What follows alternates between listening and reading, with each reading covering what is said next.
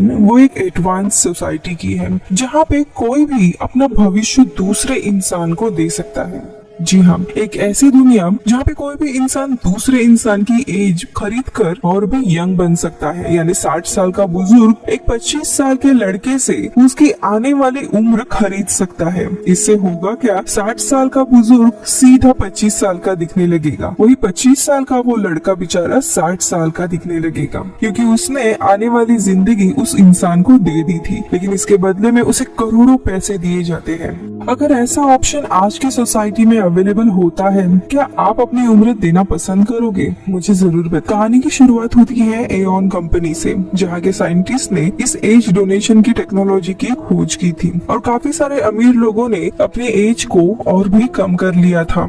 अब हम कहानी के मेन किरदार मैक्स को देखते हैं, जो इसी कंपनी में सेल्स रिप्रेजेंटेटिव था। वो लोगों को उनकी एज बेचने के लिए कन्विंस करता था। अब उसकी एक मीटिंग चल रही थी जहाँ पे वो एक 21 साल के लड़के को अपनी आने वाली जिंदगी किसी और को बेचने के लिए कहता है और उसकी गरीबी का फायदा उठाकर उसे बताता है कि कंपनी की तरफ से तुम्हें इतने पैसे मिलेंगे कि तुम्हारी आने वाली सारी पुश्तें अमीरी में जिएंगी। और वो बेचारा लड़का गरीब रहता है, इसीलिए मान जाता है। अब एक दिन इस कंपनी का एक फंक्शन रहता है जहाँ पे मैक्स को बेस्ट सेल्समैन का अवार्ड दिया जाता है, क्योंकि उसने काफी लोगों को अपनी उम्र बेचने के लिए कन्विंस किया था। जिसके बाद हम कंपनी के फाउंडर सोफिया को देखते हैं, जो खुद 50 साल की बुजुर्ग महिला थी। वो बताती है कि हमने मौत पर अब काबू कर लिया है और इंसान इसे यूज करके ज्यादा से ज्यादा जिंदगी जी सकते हैं। इसी दरम्यान हम दूसरी तरफ इसी कंपनी के एक फैसिलिटी को देखते हैं, जहाँ पे कंपनी की ये एजिंग प्रोसेस चलती थी। यहाँ पे एडवांस रिसर्च चल रही थी और कंपनी के 15 बेहतरीन साइंटिस्ट होते हैं जो लोगों की उम्र एक दूसरे को दिया करते थे। लेकिन तभी यहाँ पर एडम्स ग्रुप का हमला होता है, जो यहाँ के सारे पेशेंट और उन साइंटिस्ट को मार देते हैं और सारी चीजें तबाह कर देते हैं। दरअसल इस शहर में कुछ ऐसे लोग भी थे जो कंपनी के खिलाफ थे। उनका मानना था कि ये कंपनी लोगों के गरीबी का फायदा उठाकर उनकी उम्र उनसे छीन लेती है। अब सोफिया को इसके बारे में बताया जाता है और वो अपने बॉडीगार्ड रिवा और नोरा को एडम ग्रुप को ढूंढकर उन्हें मारने का ऑर्डर देती है। वहीं दूसरी तरफ हम मैक्स की वाइफ एलिना को देखते हैं, जिसका सपना था कि वो काफी आलीशान जिंदगी बिताए और उसी के चलते उसने काफी बड़ा कर्जा लेकर एक आलीशान घर को खरीद लिया था। अब एक दिन ये दोनों भी एलिना के पेरेंट्स के घर जाते हैं, जहाँ पे एलिना के पिता को मैक्स का ये काम पसंद नहीं था, इसीलिए मैक्स के साथ उनका आर्ग्यूमेंट हो जाता है। जिसके बाद ये लोग डिनर करके जब घर आने के लिए वापस निकलते हैं, तभी ये लोग देखते हैं कि उनके अपार्टमेंट में आग लगी हुई थी। भागते हुए वो घर में जाते हैं तो घर का पूरा नुकसान हो गया था। अब इतना महंगा घर पूरा जल रहा था, इसीलिए एलिना को पैनिक अटैक्स आने लगते हैं। लेकिन मैक्स उसे समझाता है घर का जो भी नुकसान हुआ है वो इंश्योरेंस वाले दे देंगे, लेकिन ऐसा बिल्कुल भी नहीं हो पाता। और यहाँ समझ आता है कि ये जो आग लगी थी वो एलिना की ही लापरवाही की वजह से हुई थी, क्योंकि उसने घर में कैंडल को जला हुआ छोड़ दिया था। लेकिन एलिना को अच्छे से याद था कि उसने कोई भी कैंडल या कोई भी चीज जलते हुए नहीं छोड़ी थी। अब ये पूरा लोन इन दोनों को ही चुकाना था। बैंक में आने के बाद मैक्स को पहली बार पता चलता है कि इतना बड़ा लोन लेने के लिए एलिना ने अपनी आधे से ज्यादा उम्र गिरवी रखी थी। ये सुनते ही उसे काफी शौक लगता है, लेकिन एलिना उसे बताती है कि उसने जानबूझकर मैक्स को नहीं बताया था, वरना मैक्स उसे ऐसा करने नहीं देता। अब यहाँ पे मैक्स लॉयर से कहता है कि एलिना के बदले में उसकी उम्र को दाव पे लगाए और एलिना की उम्र को रिलीज कर दे। लेकिन लॉयर मना कर देती है, क्योंकि मैक्स ने पहले भी किसी को अपनी एज डोनेट की थी, इसके बाद उस इंसान की मृत्यु हो गई थी, इसीलिए मैक्स अभी किसी को भी एज डोनेट नहीं कर सकता था। यानी कि एलिना पूरी तरीके से फंस चुकी थी और इन्हें 2.5 मिलियन के लोन के हिसाब से कम एलिना के 40 साल डोनेट करने पड़ेंगे।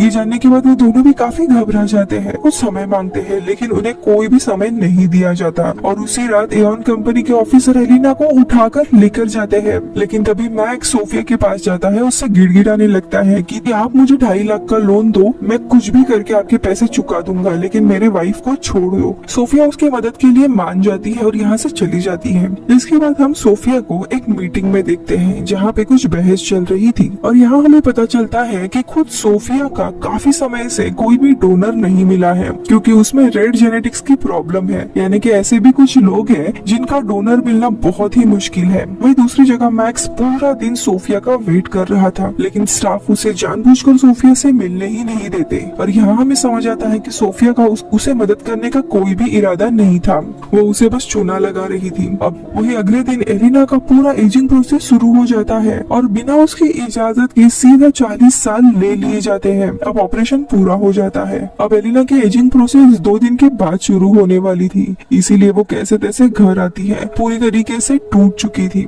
अब मैक्स ने भी यहाँ पे एक छोटा सा घर किराए पर लिया था। कुछ घंटे तो दोनों एक दूसरे से बात भी नहीं करते, लेकिन मैक्स उसे समझाता है कि सब कुछ ठीक हो जाएगा। और अगले ही दिन हम देखते हैं सोफिया थोड़ी थोड़ी बुजुर्ग दिखना शुरू हो गई थी।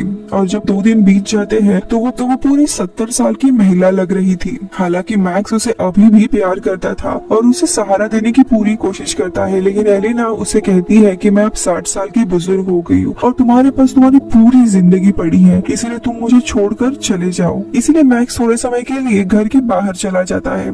इसी समय एलिना के पेट में काफी दर्द होना शुरू हो जाता है। वही मैक्स पार्क में बैठा था तब एक छोटी लड़की उसके पास आती है जो दिखने में थोड़ी अलग थी।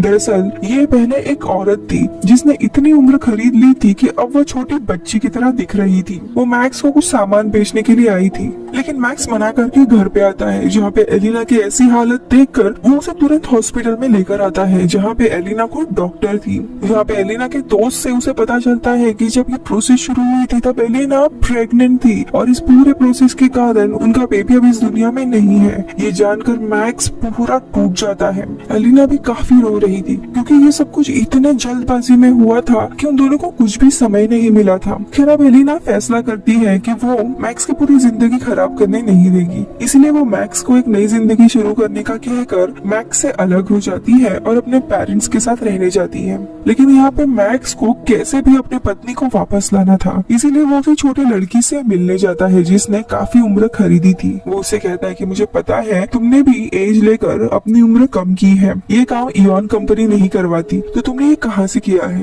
तो वो लड़की उसे एक सीक्रेट डॉक्टर के बारे में बताती है जो छुप कर लोगों की एज कम करवाता है। अब मैक्स उस डॉक्टर और उसके टीम से मिलता है और उसे पता चलता है कि एलिना के लिए डोनर मैक्स को ही लाना होगा और ये वही व्यक्ति होनी चाहिए जिसे एलिना की उम्र दी गई है। अब मैक्स इस प्रोसेस के लिए मान जाता है। अब सबसे पहले मैक्स को उस इंसान की तलाश थी जिसे एलिना की उम्र दी गई थी और वो चोरी से इयॉन के हॉस्पिटल में आता है और चेक करने पर उसे पता चलता है वो इंसान और कोई नहीं बल्कि सोफिया ही है जिसे एलिना की एज दी गई है। उसे काफी गुस्सा आता है। खैर अब वो उसकी लोकेशन ट्रैक करता है और उसे एक ग्रेवयार्ड में वो मिलती है। वो पूरी तरीके से यंग दिखाई दे रही थी। अब मैक्स उसे शॉक देकर किडनैप कर लेता है। इसके बाद वो एलिना को भी किसी बहाने से उस लोकेशन पे लेके आता है और उसे सारा किस्सा बताता है। पहले तो एलिना इस प्रोसेस से वापस जाने से इनकार करती है, लेकिन मैक्स के समझाने के बाद वो मान जाती है। इसके बाद हम नोवा और रेवा को देखते हैं जो सोफिया के पर्सनल गार्ड्स होते हैं। उन्हें भी समझ आता है कि सोफिया गायब हुई है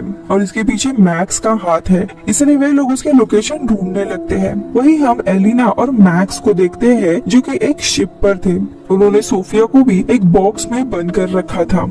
यहाँ पे नोवा और रेवा को उनका लोकेशन पता चल जाता है, इसीलिए वो अपनी टीम को लेकर उस कंट्री में पहुँच जाते हैं। तो थोड़े समय के बाद इनकी शिप भी उस लोकेशन पे पहुँच जाती है, लेकिन यहाँ पर ऑलरेडी इन्हीं की तलाश चल रही थी। लेकिन मैक्स ने यहाँ पे ऑलरेडी एक प्लान बना लिया था और वो एक परिवार को बंदी बना लेता है और उनके गाड़ी में ये तीनों भी छुप जाते हैं। मैक्स ने उनके बच्चे को भी किडनैप किया था और उसके पिता को वो गाइड कर रहा था। अब सिक्योरिटी के समय उनके कार में कोई भी नहीं दिखता और इस जगह से वो आसानी से निकल जाते हैं। जिसके बाद थोड़ी दूर आने के बाद मैक्स उनकी फैमिली को छोड़ देता है और उनसे माफी मांगता है। गाड़ी लेकर मैक्स और ये लोग आगे बढ़ते हैं। अब एक जगह पे ये लोग रुके हुए थे और तभी सोफिया को भी ये लोग बाहर निकालते हैं, लेकिन वो मैक्स से पूछती है कि तुम लोग कौन हो और मुझे यहाँ पे क्यों पकड़ा है। लेकिन मैक्स उसे कहता है ये नाटक करना बंद करो, तुम सोफिया हो। लेकिन तभी सोफिया कहती है कि मैं सोफिया नहीं हूँ, उसकी बेटी बेरी हूँ। ये सुनते ही मैक्स थोड़ा हैरान होता है और वो कहता है कि सोफिया की एक ही बेटी थी जो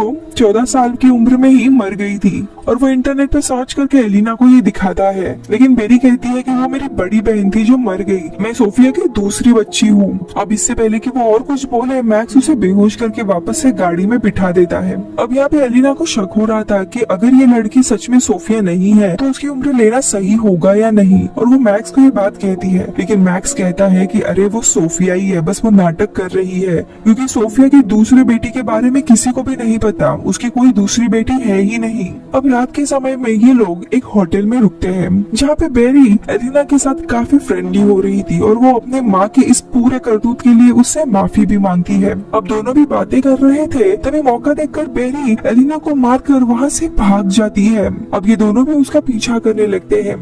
अब बेरी भागते हुए एक तालाब में छुपने के लिए जाती है और वहीं पर उसका फोन भी गिर जाता है, लेकिन वो तालाब नहीं था, वो दलदल थी जिसमें वो डूब रही थी। लेकिन तभी वहाँ पर एलिना और मैक्स आकर उसे बचा लेते हैं, जिसके बाद ये लोग उसे बांध कर एक कमरे में बंद कर देते हैं। इस पूरे हरकत से मैक्स और एलिना को विश्वास हो गया था कि यही सोफिया है, इसीलिए ये लोग उसकी एज लेने के लिए तैयार होते हैं और सोने चले जाते हैं। लेकिन जब आधी रात होती है तब यहाँ पे एडम्स ग्रुप आ पहुँचता है और इन तीनों को भी पकड़कर अपनी जगह पर लेकर जाता है। और यहाँ पे एडम ग्रुप की लीडर लूना इन दोनों को बताती है कि तुम्हारे साथ अभी तक जो भी कुछ हुआ वो एक पूरी सोची समझी साजिश थी। इस सोफिया को सालों से कोई भी डोनर नहीं मिल रहा था, इसीलिए वो काफी बुजुर्ग हो गई थी। लेकिन उसे जब समझा कि एलिना और उसका मैच है, यानी एलिना उसे उम्र दे सकती है, तो सोफिया ने पूरा एक प्लान बनाया कि एलिना को कैसे वो जाल में फांस सके। उसने जानबूझकर एलिना के मन में बड़े से घर का लालच भरा, जिसके बाद एलिना की एज होम लोन के ही एक दूसरे सिक्योरिटी में रखवाई ताकि मैक्स को इसके बारे में कुछ भी पता न चले। फिर लोन चुकाने के टाइम मैक्स अपने एज को दाव पर ना लगाए, इसीलिए उन्होंने उस आदमी को भी मार दिया जिसे मैक्स ने पहले अपनी एज डोनेट की थी। अब लोन चुकाने का एक ही रास्ता था, वो था एलिना का सीधा एज ले लेना, और इसी तरह सोफिया ने एलिना को फंसाया था। अब ये सुनकर एलिना को बहुत ही ज्यादा शॉक लगता है और गुस्सा आने लगता है कि उसके साथ इतना बड़ा खिलवाड़ हुआ है, और यहाँ समझ आता है कि इसी के कारण इन तीनों को यहाँ पे लाया गया था। दरअसल एडम ग्रुप इन दोनों के जरिए सोफी को मारना चाहता था। अब इनके बीच में एक डील होती है कि मैक्स सोफिया को कॉल करके यहाँ पे बुलाएगा और इसके बदले में ये लोग सोफिया को पकड़ेंगे और बेरी को जाने देंगे। अब मैक्स इस डील को मानता है और सबसे पहले वो कॉल करके सोफिया और उसकी टीम को यहाँ पे बुलाता है। अब सोफिया और उसकी टीम यहाँ पे पहुँच जाते हैं। यहाँ पे सोफिया को देखकर मैक्स पूरा हैरान था और उसे समझ आता है कि वो लड़की सच में सोफिया की बेटी है। इसके बाद वो सोफिया की मांग करता है जिसके बदले में वो बेरी को जाने देगा। लेकिन रीवा को यहाँ पे पहले ही पता चल गया था कि ये पूरा प्लान एडम ग्रुप का है, इसीलिए वो सोफी को वहीं पे रोक देती है। लेकिन तभी एडम ग्रुप आकर इनके ऊपर फायरिंग करने लगते हैं और इसी में एक शॉट सोफिया को भी लगता है और वो वहीं पे मारी जाती है। अब दोनों ग्रुप की लड़ाई चली रही थी कि तभी मैक्स कैसे तैसे एलिना और बेरी को छुड़ाकर तीनों भी यहाँ से भागने लगते हैं। लेकिन बेरी के हाथ में एक गन लगती है जिसे लेकर वो सीधा एलिना को शूट करती है, लेकिन थैंकफुली उसमें गोलियां ही नहीं थी। अब तक यहाँ पे एलिना का पारा बहुत ही चढ़ गया था क्योंकि सोफिया ने उसे धोखा दिया था, ऊपर से उसकी बेटी उसे मारने की कोशिश कर रही थी, इसीलिए वो गुस्से में उसे पकड़कर वहाँ से निकल जाते हैं। अब यहाँ पे एलिना पहले तो बेरी की एज नहीं लेने वाली थी, लेकिन सोफिया ऑलरेडी मर चुकी थी, इसलिए वो डिसाइड करती है कि उसे बेरी का एज लेना ही होगा। लेकिन यहाँ पर मैक्स उसे ऐसा ना करने के लिए कहता है क्योंकि मैक्स को अभी तक यही लग रहा था कि बेरी ही सोफिया है, लेकिन सच जानने के बाद उसे बेरी की एज नहीं लेनी थी क्योंकि बेरी काफी छोटी थी। और वो एलिना को समझाता है कि तुम्हारे लिए कोई दूसरा डोनर हम ढूंढ के लाएंगे, लेकिन एलिना पूरी गुस्सा होती है। वो सीधा मैक्स के गर्दन पे चाकू रख के उसे कार से निकाल देती है। फिर वो खुद उस लोकेशन पे जाती है जहाँ पे ऑपरेशन होने वाला था। जहाँ पे हम देखते हैं वहाँ पर और भी लोगों की एज डोनेट करने के लिए लाया गया था। अब यहाँ पे एलिना की प्रोसेस शुरू होती है और वो बेरी की एज लेकर इस प्रोसेस को पूरा कर देती है, जिसके बाद बेरी को बीच रास्ते में छोड़ दिया जाता है। और थोड़े समय के बाद बेरी को ट्रैक करते हुए रेवा वहाँ पे आती है जो उसे सोफिया के पास लेकर चली जाती है। और यहाँ रिवील होता है कि सोफिया पिछले रात मरी नहीं थी, बुलेट प्रूफ जैकेट के कारण वो अभी भी जिंदा। अब कुछ महीने के बाद हम देखते हैं जहाँ पे बेरी पूरी बुजुर्ग हो गई थी। वही सोफिया उससे वादा करती है कि वो उसके लिए डोनर ढूंढ के रहेगी। उसने अपनी एज अपनी बेटी को ही नहीं दी थी। वही हम दूसरी तरफ एलिना को देखते हैं, उसे अपनी एज वापस मिली थी इसीलिए वो यंग दिख रही थी। लेकिन वो और मैक्स अब साथ नहीं थे क्योंकि इस पूरे हादसे के कारण दोनों में काफी दूरियां पड़ गई थी। उसका दूसरा पार्टनर था और अब वो जल्दी ही माँ बनने वाली थी। वही दूसरी तरफ हम मैक्स को देखते हैं जो आज भी एलिना से प्यार करता था और वो सुरक्षित है या नहीं उसी पे नजर रखता था। लेकिन उसने अब एडम ग्रुप्स को ज्वाइन किया था क्योंकि उसे सोफिया और इयॉन कंपनी का पूरा नाश करना था। और यहीं पे ये मूवी खत्म होती है। मूवी का नाम है पैराडाइज, जिसे आप नेटफ्लिक्स में देख सकते हो।